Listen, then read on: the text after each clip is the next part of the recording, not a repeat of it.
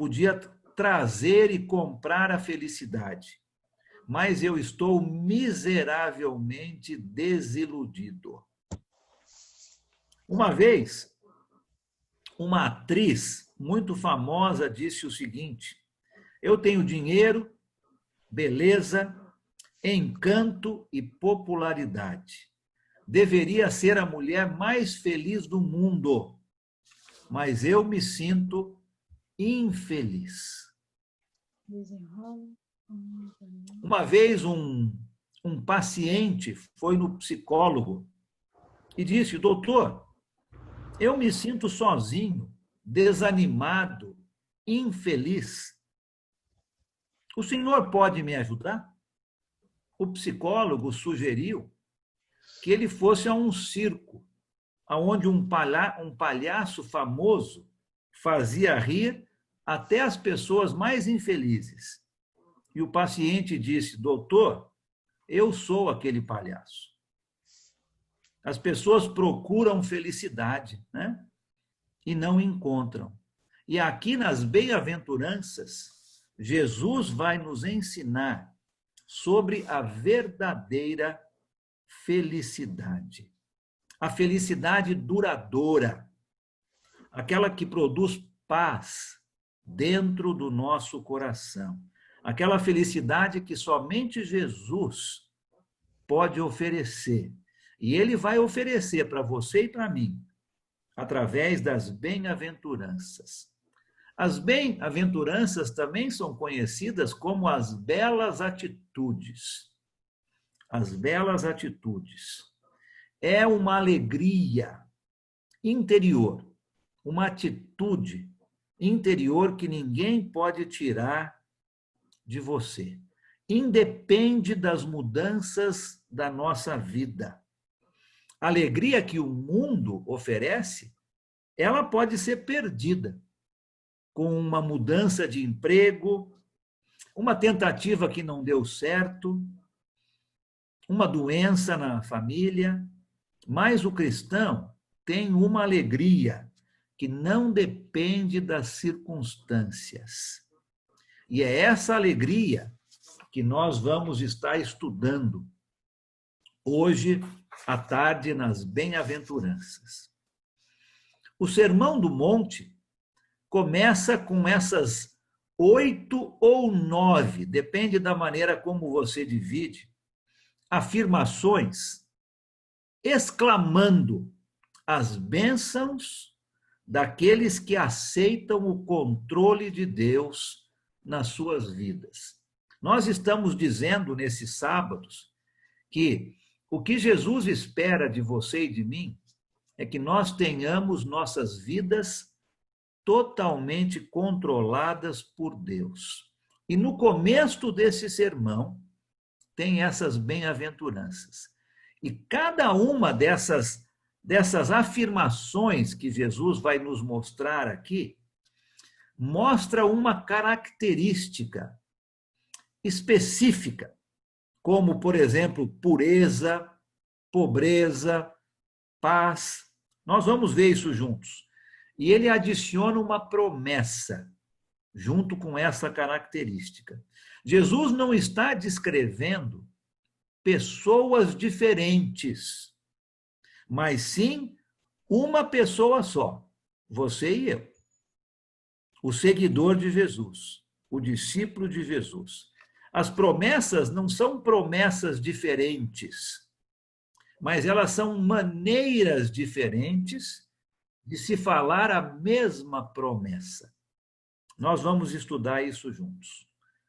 Olha só essa sequência que você tem aí, depois nós vamos ler, mas acompanhe na sua Bíblia, a partir do versículo 3 do capítulo 5 de Mateus, essa sequência que eu vou falar agora. O homem governado por Deus, e quando eu falo homem, eu estou dizendo humanidade, né? O homem e a mulher, governados por Deus, é pobre em espírito. Essa pessoa reconhece a sua pobreza espiritual e a sua necessidade. O pecado traz um choro, mas essa pessoa encontra conforto no reino. Essa pessoa é humilde, completamente controlada por Deus, e vai receber por herança aquilo que o reino de Deus tem para oferecer. Essa pessoa tem fome e sede pela salvação e encontra satisfação neste reino. Essa pessoa oferece misericórdia a outros, porque Deus tem oferecido misericórdia a essa pessoa. O seu desejo interior por pureza faz com que essa pessoa tenha comunhão com Deus. Como um filho ou uma filha de Deus, ela procura fazer a paz, trazendo homens a ter comunhão uns com os outros. Quando atacado por outros, considera uma alegria o poder sofrer porque está fazendo o que Deus deseja. Em todos esses casos que nós vamos estudar hoje, o homem e a mulher de Deus são felizes, porque a sua vida é controlada por Deus. Vamos estudar, então, cada uma dessas afirmações. Lembrando que não são afirmações para pessoas diferentes, mas são afirmações para a mesma pessoa, você e eu, controlados por Deus. Alguém leia para a gente o versículo 3. Vamos começar com esta bem-aventurança. Mateus 5, 3. Pois não. Vou ler. Felizes são os humildes, porque o reino dos céus é dado a eles. Versículo 3, né? Bem-aventurados os humildes, os pobres de espírito. Felizes são os humildes, os pobres de espírito, porque deles é o reino dos céus. Jesus nasceu pobre, de pais pobres, em uma manjedoura, junto com animais. Os galileus eram as pessoas mais pobres e sem muita cultura da Palestina inteira. A sua maneira de falar era diferente dos outros judeus. Lembra que o apóstolo Pedro foi reconhecido como um dos que acompanhavam Jesus pelo seu sotaque, pela sua maneira de falar. Na cruz, as pessoas não entendiam muito bem Jesus devido ao seu sotaque galileu. A pobreza é um grande inimigo da felicidade humana. A maioria das pessoas falaria na maldição da pobreza e não na bênção da pobreza. Jesus vai dizer aqui: felizes os pobres de espírito. Sempre existirão pobres. A pobreza não é agradável e não devemos permitir hoje que haja necessitados dentro da igreja do Senhor. Devemos cuidar daqueles mais necessitados, como a igreja no primeiro século fazia. Lembra lá no comecinho, em Atos capítulo 2 e Atos capítulo 4? A felicidade verdadeira não está no dinheiro. A maioria das pessoas ricas é infeliz. Os bens materiais não trazem felicidade. A Bíblia adverte, lá na primeira carta a Timóteo, que as riquezas podem fazer alguém se tornar insensível, distorcendo os seus valores, transformando aquela pessoa em orgulhosa, arrogante, como se ela não precisasse da graça de Deus. A Bíblia também ensina que não é errado ter riquezas, uma vez que usemos os nossos bens materiais para servir a Deus e a sua igreja. O que significa a palavra pobre aqui nesse texto, no versículo 3? Bem-aventurados os pobres. Na versão que a Sandra leu, os humildes. Mesma coisa. Pobres em espírito. O que significa a palavra pobre? Na língua grega, a palavra pobre tinha dois significados. O primeiro era aquela pessoa que tem um trabalho, mas o dinheiro que recebe do trabalho não dá para mais nada. A pessoa tem comida em casa, mas não tem mais nada. Não tem como ter qualquer outra coisa. Precisa trabalhar para poder comer. Esse é um significado da palavra pobre. O segundo é aquela pobreza absoluta. Não tem nada e não tem como receber alguma coisa. E é essa palavra que Jesus usa aqui no versículo 3. É a pobreza no sentido de pobreza absoluta. É uma pobreza que coloca as pessoas de joelho, suplicando por ajuda.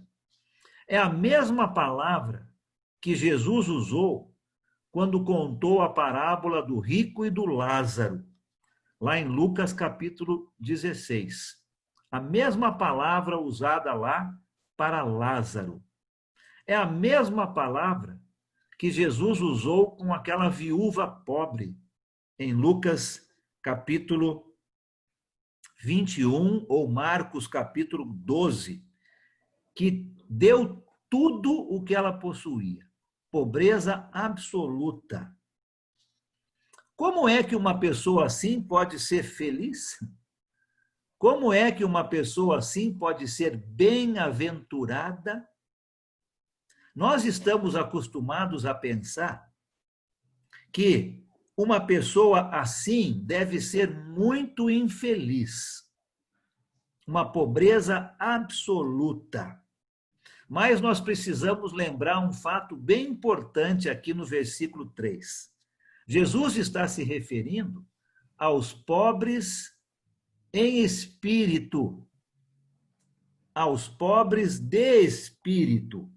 É uma pobreza espiritual, não uma pobreza material.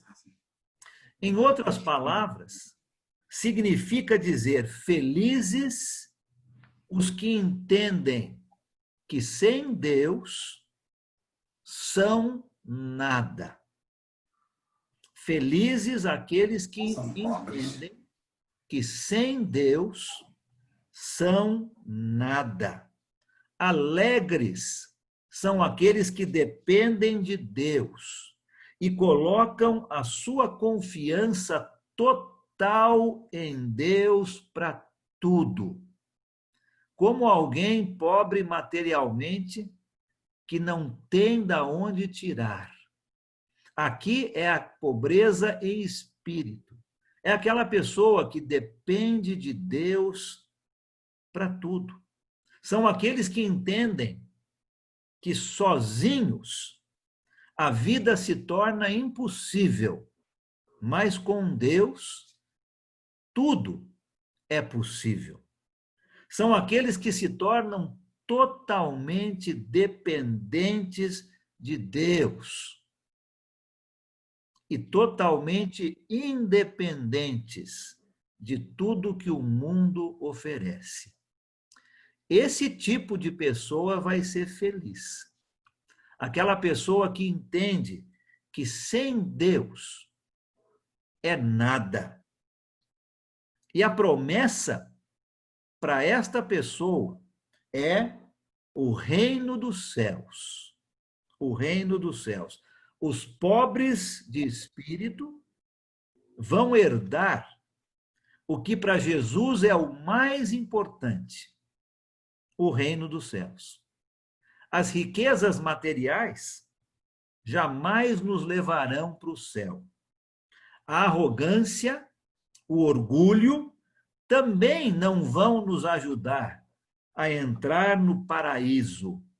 Somente os pobres de espírito, aqueles que entendem que sem Deus são nada, aqueles que entendem que dependem de Deus para tudo, somente esses vão entrar no reino dos céus. A verdadeira felicidade consiste não em riquezas materiais, mas sim em saber que dependemos de Deus para tudo em nossas vidas. Estamos falando da verdadeira felicidade. E a primeira bem-aventurança é esta, né? Verdadeiramente felizes são os pobres em espírito, uma pobreza absoluta. Aqueles que entendem que sem Deus são nada. Aqueles que têm a sua vida totalmente controlada por Deus serão felizes. E o resultado, a recompensa, é o reino dos céus. Bonito isso, né? Felizes são aqueles que dependem de Deus para tudo. Versículo 4. Quem pode ler para a gente? Segunda bem-aventurança aqui de Jesus.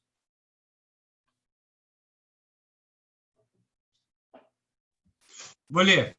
Pode ler, por favor. Bem-aventurados os que choram, porque são consolados. Obrigado.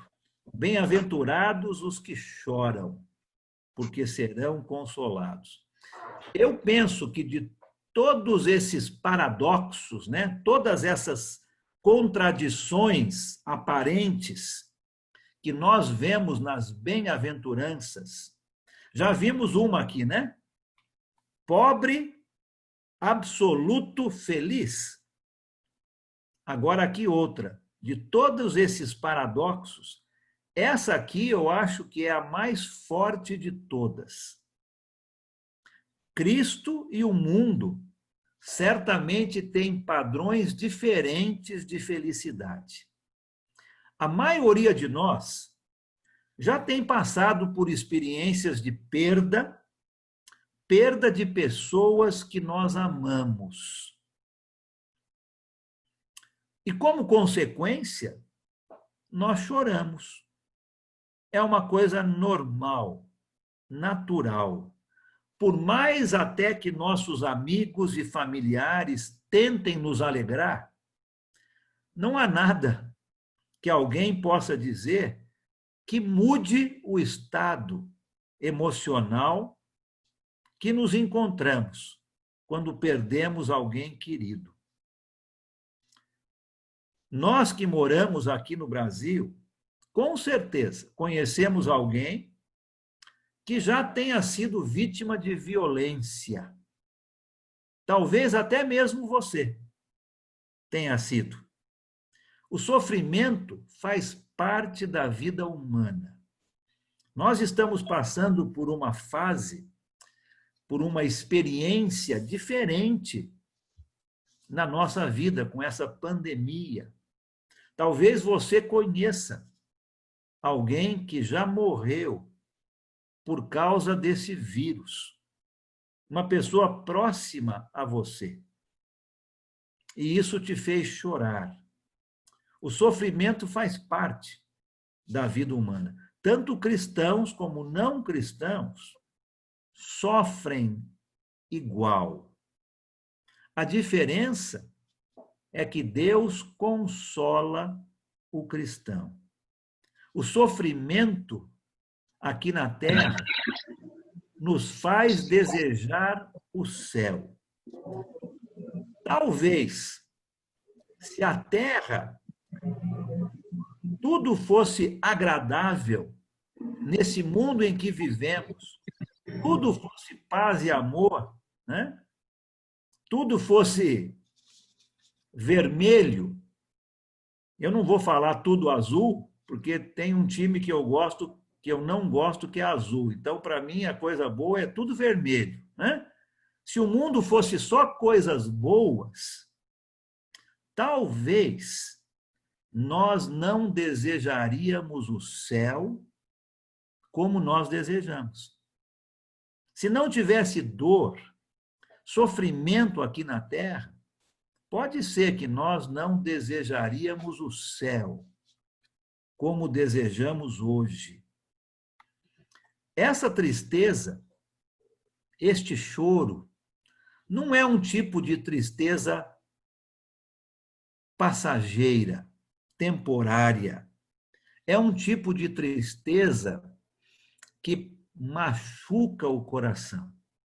É um tipo de tristeza profunda que Jesus está dizendo aqui. E aí vem esse paradoxo, não é? Como é que uma pessoa triste, chorando, pode ser alegre? Pode ser bem-aventurada? Eu tenho 3 ideias que eu quero dividir com vocês aqui, de como uma pessoa triste, chorosa, pode ser alegre. A primeira é no sentido literal da palavra. Tristeza tem um lugar na nossa vida. Existe um provérbio árabe que diz: se tivermos somente sol, nós vamos ter um deserto. Então, tem lugar para tristeza em nossa vida. É na tristeza que o homem e a mulher percebem aquilo que realmente importa e o que não importa. É na tristeza que descobrimos o verdadeiro significado da amizade, do amor. É na tristeza que descobrimos se nossa fé é uma fé superficial ou se é a fundação essencial na nossa vida. É necessário chorar muitas vezes, mas o conforto de Deus e dos amigos nos ajuda. Quando a tristeza é acompanhada de orações, de meditações, de leitura da palavra de Deus e da companhia de irmãos e irmãs sensíveis, é mais fácil passarmos por um período de sofrimento. E nós temos a promessa de Deus, que as lágrimas que derramamos à noite vão ser trocadas por alegria na manhã. Lembra desse salmo? Salmo capítulo 30, versículo 5. Pode ser que a tristeza, o choro aqui é no sentido literal. A segunda ideia é o sentido de tristeza, de choro, por causa das tristezas e sofrimentos dos outros. É verdade que o cristão precisa aprender a separar as coisas, mas não as pessoas. Nós vivemos no mundo, somos separados do mundo, mas não somos separados das pessoas. E muitas vezes as tristezas e os sofrimentos dos outros nos causam tristeza, nos causam choro. Na parábola das ovelhas e dos bodes, você se lembra lá em Mateus capítulo 25, quando vai haver uma separação entre as ovelhas e os bodes? Jesus nos ensina que a nossa atitude para com ele é vista em nossa atitude para com as pessoas. Lembra? Quando você deu roupa para alguém, quando você visitou quem estava preso, você está fazendo isso para Jesus. Aqueles que têm um coração que sentem os problemas e os sofrimentos dos outros vão chorar e serão consolados por Deus. Mas existe um terceiro significado, creio eu, possível para este choro. Seria o sentido de tristeza pelos nossos próprios pecados. Pelos nossos próprios pecados. Nós sabemos que não somos como devemos ser. Esse tipo de pessoa que reconhece isto vai ser abençoada por Deus. O mais tempo que alguém conhece Jesus, o mais perto que alguém se chega a Jesus, uma coisa acontece na sua vida. Ela começa a perceber que o parâmetro da perfeição é Jesus. Alguém pode até achar que está fazendo muito bem, até que encontre uma outra pessoa que seja melhor. E aí essa pessoa entende o quanto inadequada ela é. Quando nós temos Jesus como nosso parâmetro de perfeição, nós vamos entender o quanto inadequados nós somos. A pergunta que nós devemos fazer não é: será que eu sou melhor que o meu vizinho? Será que eu sou melhor que o meu irmão, a minha irmã? Mas a pergunta que devemos fazer é: será que eu sou tão bom quanto Jesus? Esse tipo de comparação nos deixa tristes, porque nós não conseguimos ser iguais a Jesus. O choro que sentimos deve ser um choro de arrependimento, porque nós não somos como Jesus deseja que nós sejamos. O choro que nós choramos é um choro por causa dos nossos pecados, porque fazemos coisas que desagradam a Deus.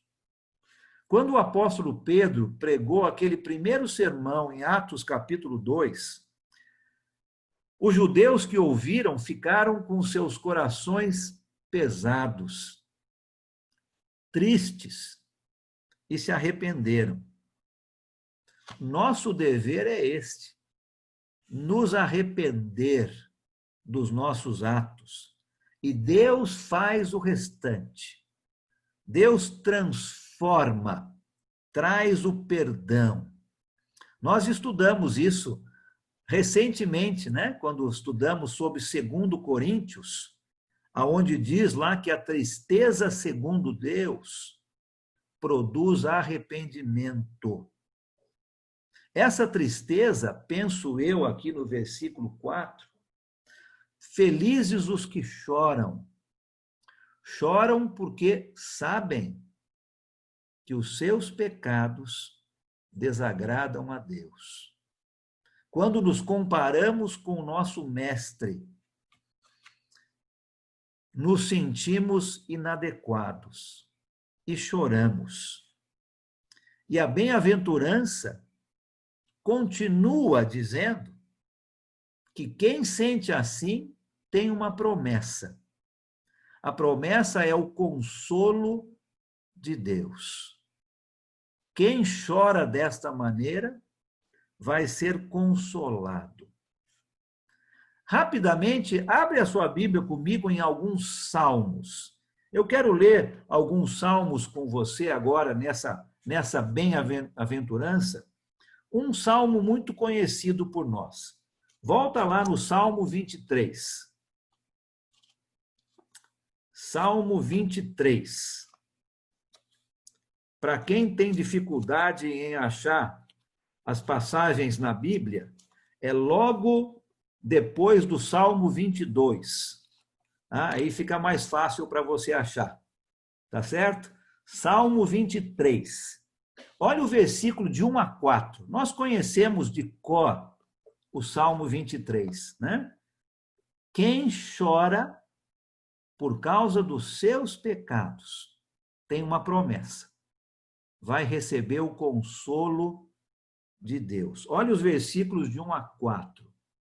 O Senhor é o meu pastor, de nada terei falta. Em verdes pastagens me faz repousar e me conduz a águas tranquilas. Restaura-me o vigor, guia-me nas veredas da justiça por amor do seu nome. Mesmo quando eu andar por um vale de trevas e morte, não temerei perigo algum, pois tu estás comigo. A tua vara e o teu cajado me protegem. Nós recebemos um grande consolo de Deus. Deus está sempre presente nas horas mais difíceis de nossa vida. Vai para o Salmo 71. Salmo 71. Versículos 20 e 21. Logo depois dos 70? É logo depois dos 70. Já está ficando craque, hein? Opa! Salmo 71. Olha comigo os versículos 20 e 21. Viu como é que esses irmãos ficam engraçadinhos logo, Alan? Pois é, não, mas é bom porque estou vendo que está prestando bastante atenção. Tá certo, né? Olha comigo lá os versículos 20 e 21 do capítulo 71. Tu, que me fizeste passar muitas e duras tribulações, restaurarás a minha vida, e das profundezas da terra, de novo me farás subir. Tu me farás mais honrado, e mais uma vez me consolarás. Depois do sofrimento vem a alegria, um consolo a todos aqueles que têm fé em Deus, que têm as suas vidas totalmente dependentes de Deus. Mais um, Salmo 121. Podíamos ler tantos salmos que trazem consolo. Salmo 121.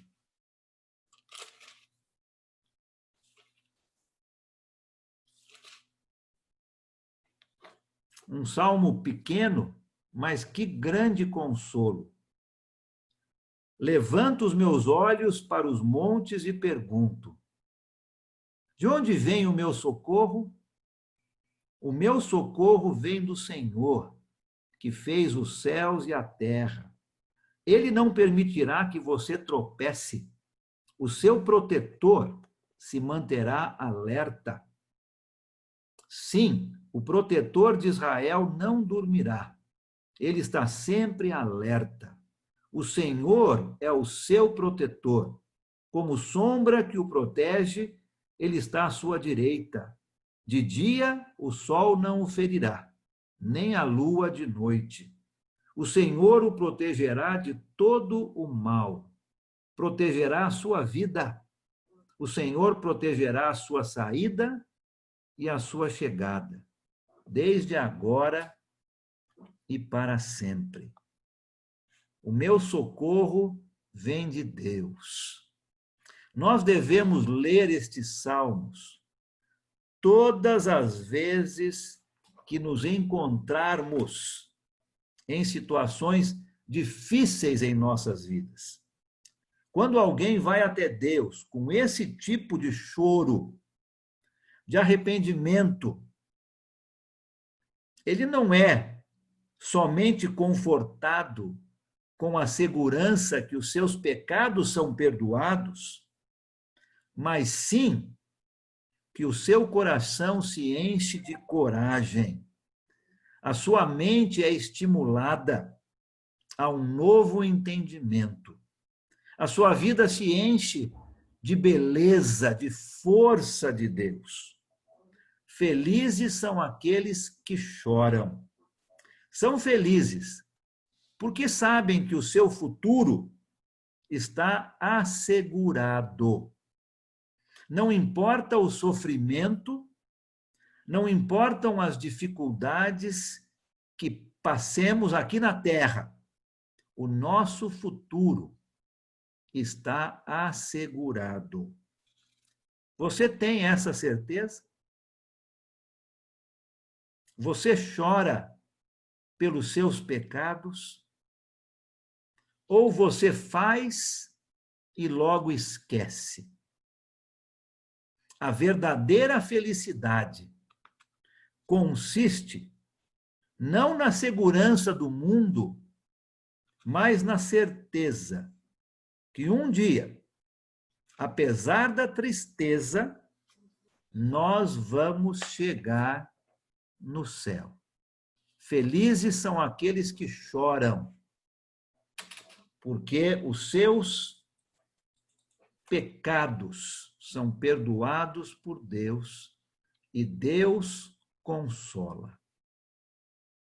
Vamos ler o versículo 5? Alguém leia Mateus 5, versículo 5.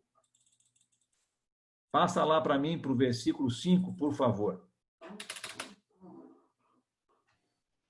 Bem-aventurados os mansos, porque herdarão a terra. Bem-aventurados os mansos, porque herdarão a terra. Talvez na sua tradução esteja bem-aventurados os humildes, porque receberão a terra por herança. Mesma coisa. Bem-aventurados os mansos, os humildes, porque herdarão a terra.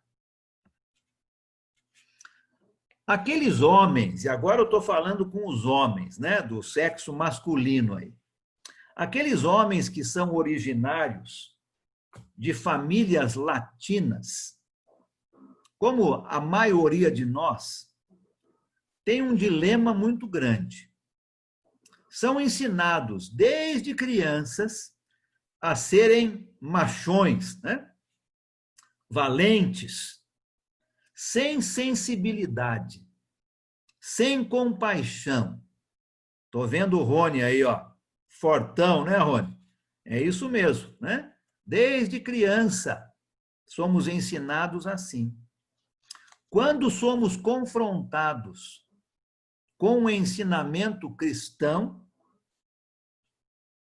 temos um grande choque cultural. Uma mudança radical precisa acontecer e alguns, depois da sua conversão a Jesus, mudam tão radicalmente que nem parecem mais os mesmos. Adotam muitos aquela conhecida voz piedosa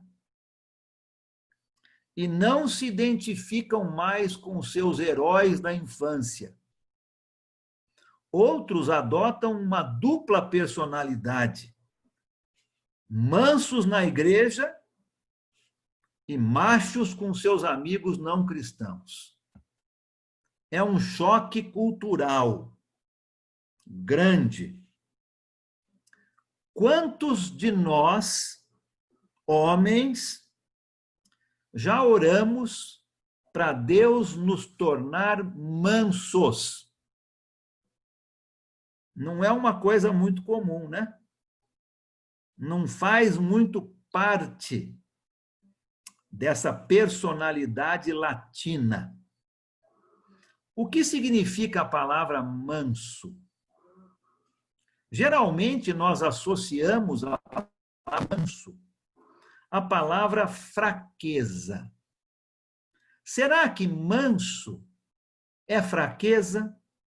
Será que manso é sinônimo de ser covarde? O dicionário, se você pegar o dicionário define a palavra manso como aprazível, meigo, tratável, doce, que não se irrita facilmente. O que será que Jesus está querendo dizer aqui nessa bem-aventurança? Será que as pessoas doces e meigas serão as pessoas mais felizes? Será que é isso que Jesus está querendo dizer? Mansidão não significa timidez. Não significa timidez. Algumas pessoas têm medo de grupos grandes, têm medo de locais onde tem muita gente, porque não gostam de falar muito, são mais tímidas. Jovens, muitas vezes, são tímidos e vão usar, muitas vezes, uma linguagem que não é a linguagem apropriada e, muitas vezes, vão participar de coisas que sabem que são erradas porque não querem ser diferentes do grupo em que estão. Tem uma timidez. Pessoas tímidas vão continuar a ser membros de denominações, cuja doutrina, organização, louvor são diferentes daquela que nós aprendemos na palavra de Deus, porque não querem arriscar ter um desentendimento com a sua família, com os seus amigos, se questionar essas coisas. Então, mansidão não é sinônimo de timidez. Mansidão também não significa indiferença à verdade. Existe um grande movimento no mundo inteiro, e também aqui no nosso país, um movimento religioso que chama ecumenismo. União. Vamos juntar todo mundo, não importa aquilo que você acredita. O mais importante é a união, é a paz. Ecumenismo. Indiferença à verdade. Muitas pessoas chamam os líderes desse movimento de pessoas humildes, de pessoas mansas.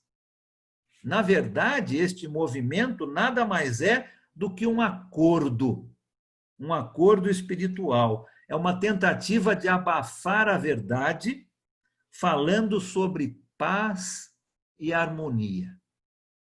O que significa a palavra manso? Qual o significado, então, de mansidão? A origem da palavra, a origem grega da palavra manso, aqui no versículo 5, significa domesticado, treinado. Agora fica mais fácil da gente entender. Domesticado, treinado. A palavra era usada para descrever animais domesticados. Animais com grande força, com grande poder, porém sob controle, treinados para obedecer ordens. Nós podemos ilustrar a mansidão dessa maneira. Um pastor alemão, um cachorro grande, forte, brincando com um pequeno chihuahua. A diferença de tamanho dos dois. O chihuahua, muito brincalhão, está sempre provocando o pastor, mordendo as suas orelhas. Se o pastor lhe desse somente uma patada, provavelmente mataria o chihuahua. Mas ele tolera as brincadeiras, porque ele é manso, ele é domesticado. Mansidão é uma coisa adquirida, não é algo que vem natural para o ser humano. Nós somos, por natureza, orgulhosos, agressivos. E a mansidão, ela começa na nossa conversão a Jesus. Mansidão é o oposto de fraqueza. Ser manso não é ser fraco, é o oposto de fraqueza. Mansidão é força, é poder, é quando nós conquistamos a nossa natureza humana, é quando a nossa vontade é treinada e ela consegue ser controlada por Deus. Uma pessoa mansa não é uma pessoa fraca. Ela continua sendo forte, mas agora ela se submete a uma influência controladora de Deus em sua vida. Uma mulher mansa não é uma mulher fraca. Ela permite que a sua personalidade e a sua vontade sejam controladas por Deus. E nós temos vários exemplos de mansidão na palavra de Deus. Eu vou mencionar só, não vou falar sobre essa mansidão por causa do nosso tempo, mas Moisés, você está aí, né, Moisés? Não estamos falando do Moisés Braz, não, aqui, né? Sabia que você ia falar Moisés. Moisés Braz aí, ó, né? Pode ser que o Moisés também seja assim. Eu espero que sim, né? Espero que todos nós sejamos assim. Mas esse Moisés é o Moisés lá do Velho Testamento. O grande líder do povo de Deus. Manso. Mas a sua mansidão não era natural para ele. Lembra? Ele matou um egípcio. Ele teve que fugir lá do Egito. Ele atirou as tábuas da lei quando ele desceu do monte e as quebrou. Num momento na sua vida, Moisés não tinha a sua vida sob controle. Mas no livro de Números, nós lemos que o varão Moisés era muito manso, mais do que qualquer homem sobre toda a terra. Quando o seu irmão e a sua irmã agiram contra Moisés, ele não procurou vingança, ele orou a Deus e pediu que Deus curasse a sua irmã de lepra. Mansidão não é uma pessoa fraca ou sem coragem, porque Moisés era um homem corajoso, forte, mas era manso. O apóstolo João, um outro exemplo de mansidão, o apóstolo do amor, o apóstolo que escreveu 5 cartas que nós temos no nosso Novo Testamento, o seu Evangelho, as 3 epístolas e o livro de Apocalipse. Ele era conhecido como Boanerges, filho do trovão. Com certeza não era uma pessoa fraca, tímida. Certa vez, você se lembra?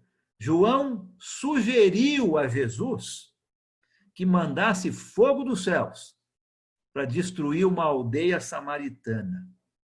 E depois ele fica conhecido como o apóstolo do amor. Um bom exemplo de mansidão, força sob controle. O apóstolo Paulo, outro bom exemplo, não era manso, não.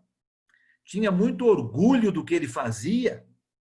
Antes da sua conversão, ele prendia brutalmente os cristãos, tentava destruí-los.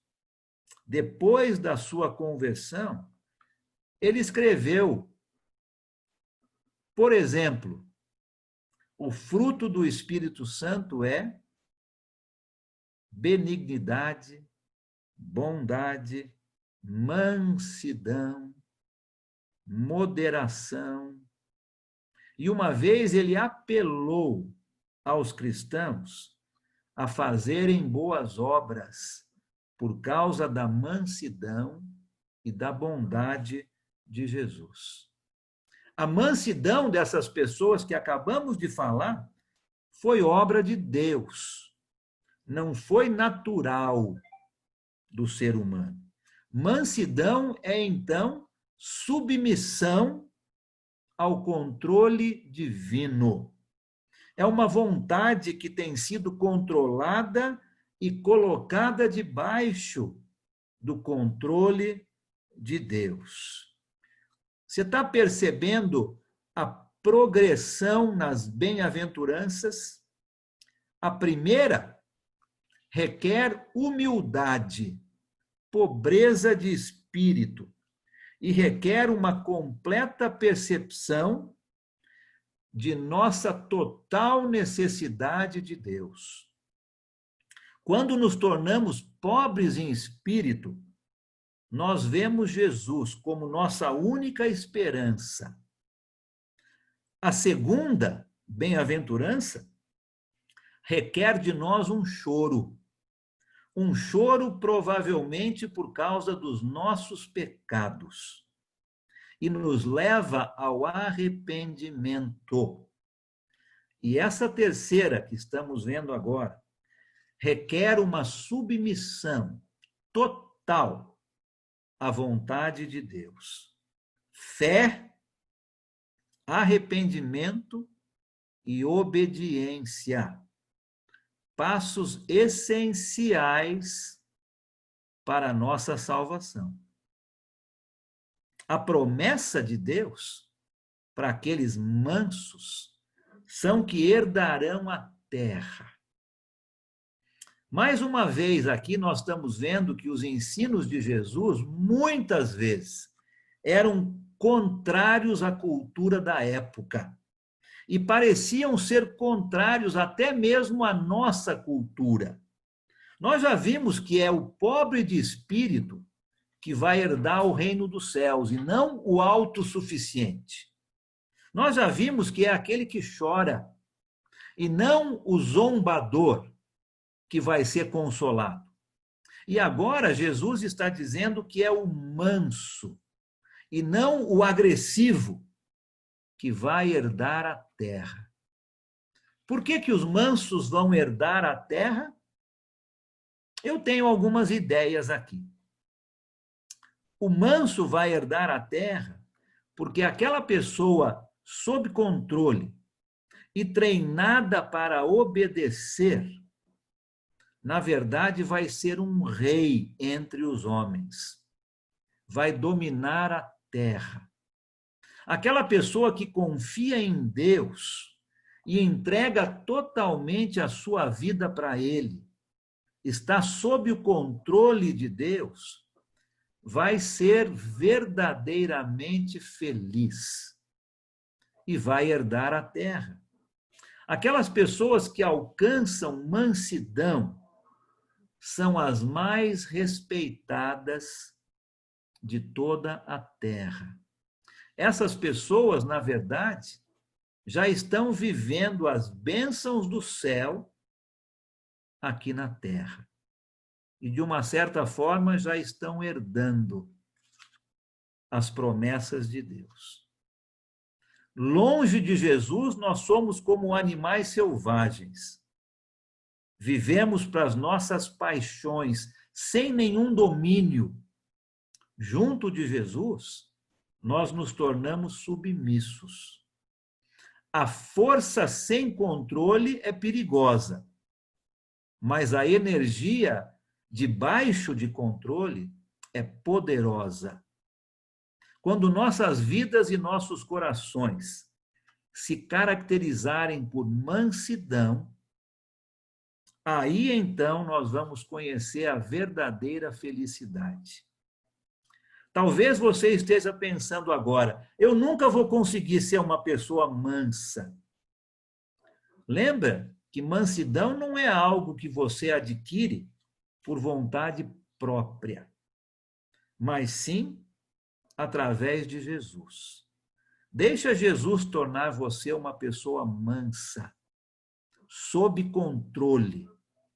A verdadeira felicidade consiste não em ser agressivo, mas ser controlado, controlada, pronta, pronto para receber as ordens de Deus. Você é uma pessoa assim? A verdadeira felicidade é aquela pessoa que é mansa, que sabe ser controlada por Deus, que decidiu colocar a sua vontade debaixo da vontade de Deus. Versículo 6.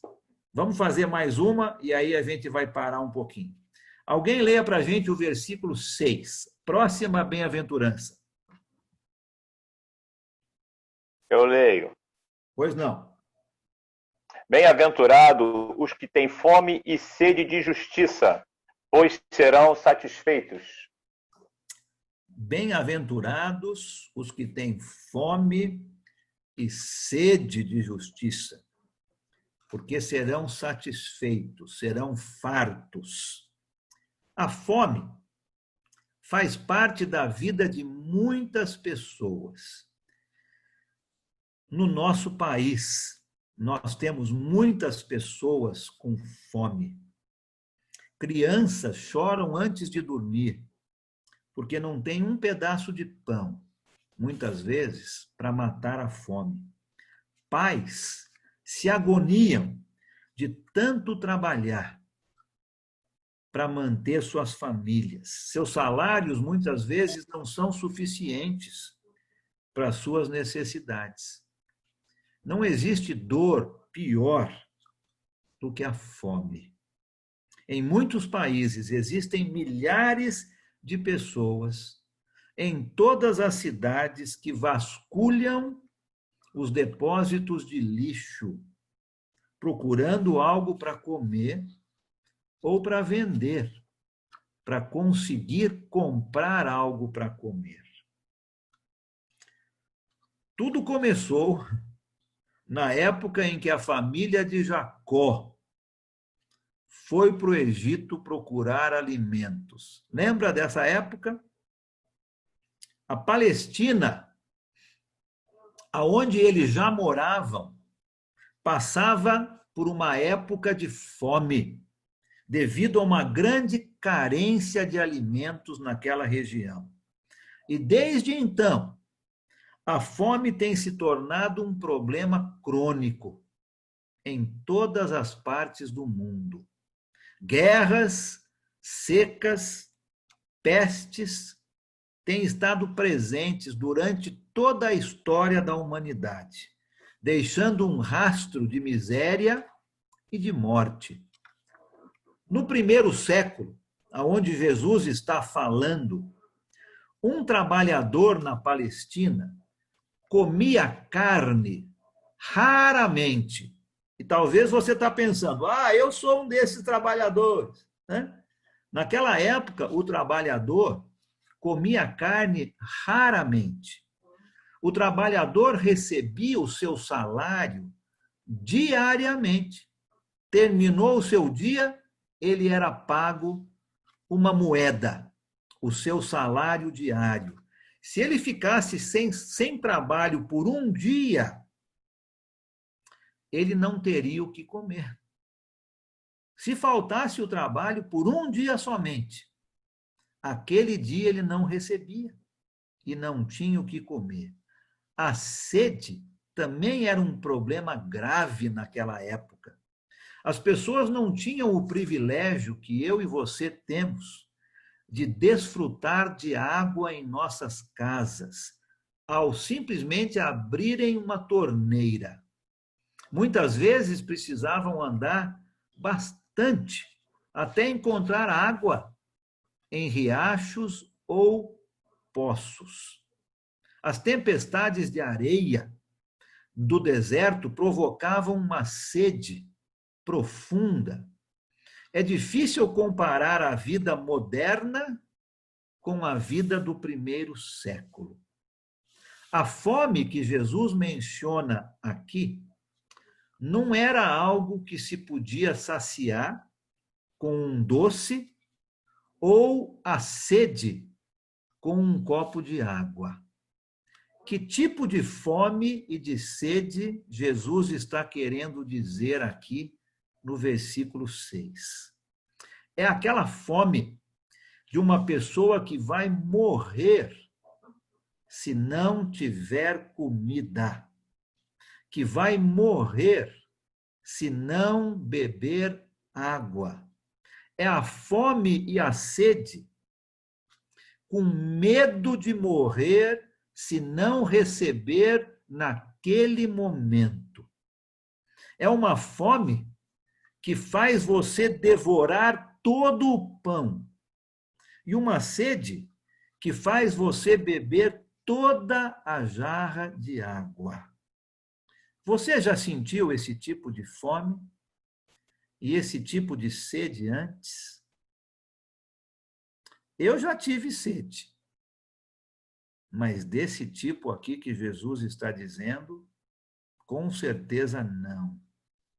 Esta bem-aventurança é, na realidade, uma pergunta e um desafio para todos nós.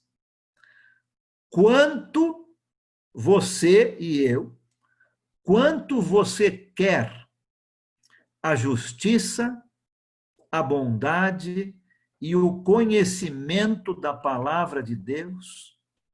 Você deseja isto tanto quanto uma pessoa que está morrendo de fome quer um pedaço de pão?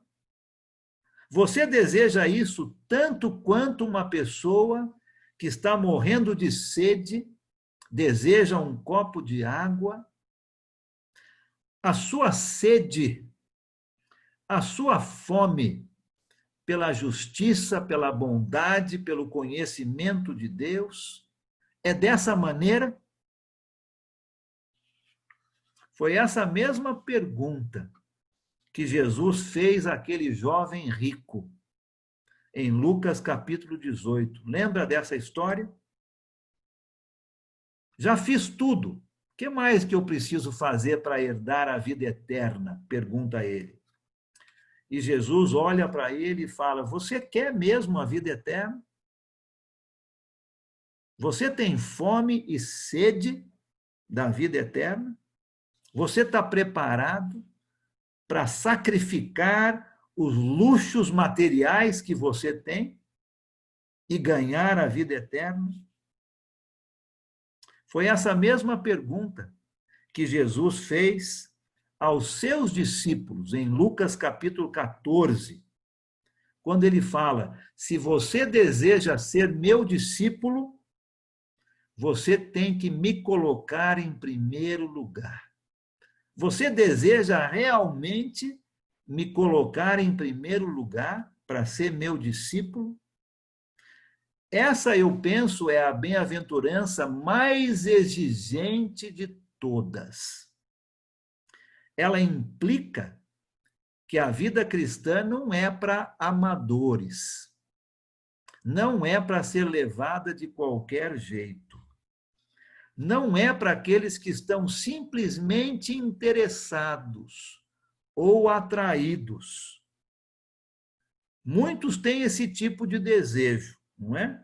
Um desejo ocasional, de vez em quando, por aquilo que a palavra de Deus apresenta. Mas não é isso que Jesus está ensinando aqui.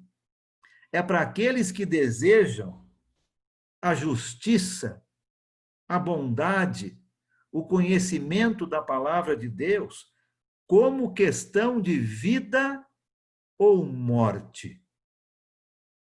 É para aqueles que querem realmente viver vidas que honram a Jesus. O cristão, o discípulo de Jesus, ele não diz, estou interessado em Jesus. Ele diz, para mim, o viver é Cristo.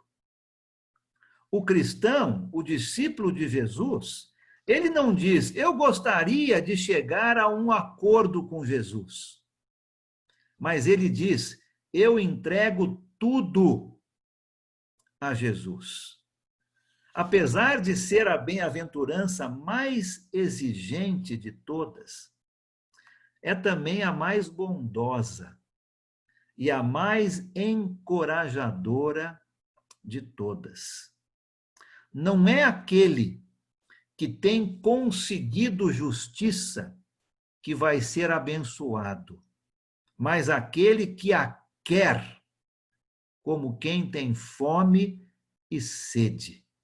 Se a bênção fosse para aqueles que já conseguiram, ela seria para ninguém. Mas ela é para aqueles que procuram, que desejam, como alguém que vai morrer de fome ou de sede. Deus tem a capacidade de enxergar em nossas vidas bondade, vontade de fazer o bem, apesar dos pecados e dos erros em nossa vida. Ele quer que nós desejemos a sua justiça. E é isso que Jesus está dizendo aqui. Vamos definir rapidamente a palavra justiça. Bem-aventurados os que têm fome e sede de justiça. Será que justiça é viver simplesmente uma vida boa? Será que é simplesmente manter a sua palavra, pagar as suas dívidas, tratar a sua família e os seus vizinhos com respeito? Tudo isso tem a ver com justiça, sem dúvida. Mas o uso na Bíblia dessa palavra vai muito além do que isso. A palavra justiça, traduzida aqui no versículo 6, significa integridade, virtude, pureza de vida, de pensamentos, de sentimentos. Tem a ver com qualquer coisa que tenha sido mandada por Deus para ser entendida e obedecida por nós.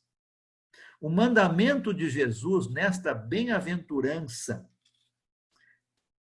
é a palavra justiça. É aquela virtude, aquela integridade do discípulo de Jesus.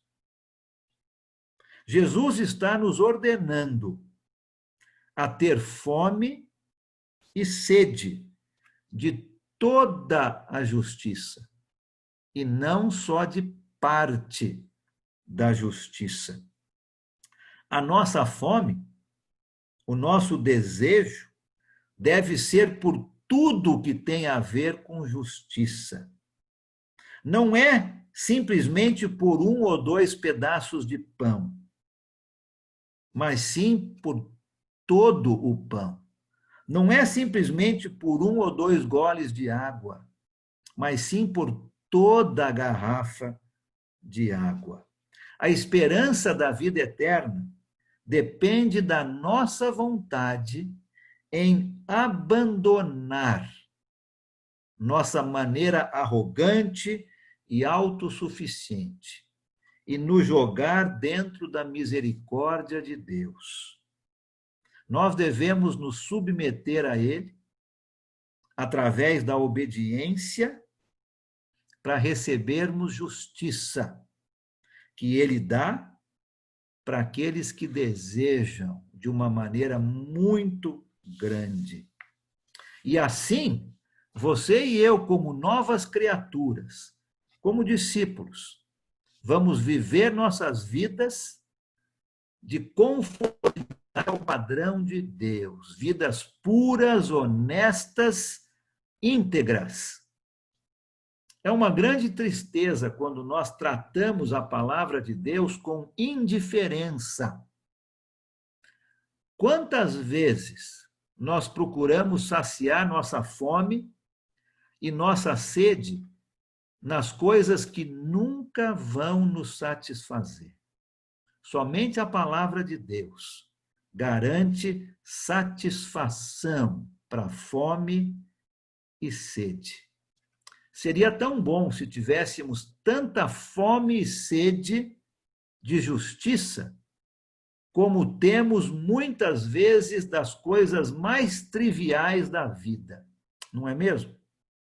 Se nós desejássemos tanto a justiça de Deus, como desejamos um carro novo, como desejamos um bom emprego, se nós desejássemos tanto a justiça de Deus, como desejamos uma roupa nova, ou as mulheres uma cinturinha mais fina, como seria bom, que diferença isto faria na vida de todos nós.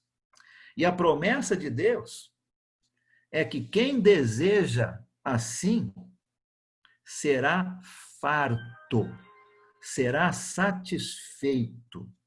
No original, essa palavra satisfeito é usada para descrever aquele engordadouro de animais antes deles serem abatidos. Quando ela começou a ser usada em relação ao homem, significava encher a pessoa de comida a tal ponto que ela ficava completamente saciada, satisfeita. Se você deseja a justiça de Deus dessa maneira, Deus vai saciar a sua vontade para sempre. Você tem bebido a água e comido o pão que Jesus quer te dar? Deixa Jesus saciar a sua sede, matar a sua fome. Nesta passagem, ele não diz como ele vai fazer isto, mas ele diz que ele vai fazer. E isso deve ser o suficiente para você e para mim como seus discípulos. Existe uma história de um homem, de um jovem, que foi ao encontro do homem mais sábio da sua comunidade e lhe perguntou como seria a maneira correta de viver. Este sábio o levou para um rio e ambos entraram dentro do rio. O jovem, achando que isso iria fazer parte de algum tipo de ritual de purificação, não mostrou resistência nenhuma para aquele velhinho. Chegando no meio do rio, o sábio pegou o jovem e segurou a sua cabeça embaixo da água. Percebendo que ele iria morrer sem ar, ele começou a se debater e tentar de todas as maneiras tirar a sua cabeça debaixo da água. Finalmente ele conseguiu e respirou aquele precioso ar. O sábio então perguntou: quando você estava se afogando, o que você queria mais do que qualquer outra coisa? Ar, respondeu o jovem. O sábio então respondeu: quando você desejar a justiça com a mesma intensidade que você desejou o ar agora, você irá viver da maneira correta. A verdadeira felicidade não consiste em desejar as coisas do mundo, mas sim em desejar a palavra de Deus, como alguém que está morrendo de fome ou morrendo de sede. Você é assim? Você tem este desejo da justiça, da palavra de Deus?